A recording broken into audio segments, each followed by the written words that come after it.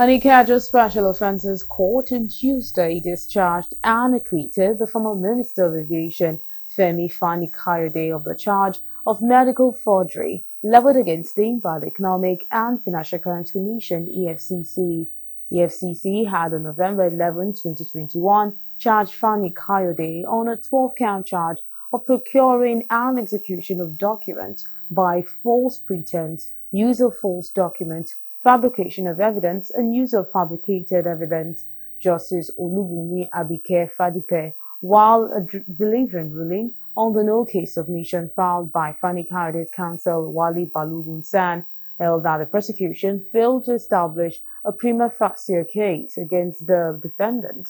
Abike Fadipe said the prosecution failed to establish a link between the defendant and the offences charged as a matter of fact to enable the courts to determine whether or not the prosecution was established a prima facie case against him. She said the prosecution failed to present the defendant's associate who allegedly collected money from him, or the lawyer who allegedly stated that the defendant had instructed his law firm to take the medical report to the Federal High Court. The judge consequently discharged and acquitted the defendants of the alleged offences. From this particular matter, on January the 15th, again, we were discharged and acquitted by Justice So of the Federal High Court for another criminal case, which went on for 8 years since 2016. Before that time, I was discharged and acquitted of yet another criminal case in 2016 by Justice Ophelia Jomagobia. And of course, on the 15th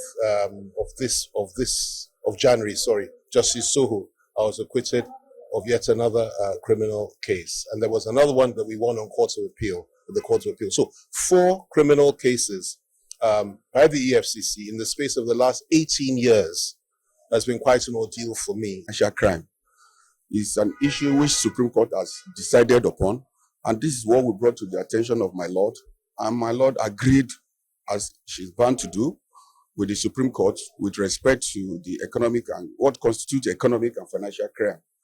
He has been charged in this court for what is said to be forgery of medical reports.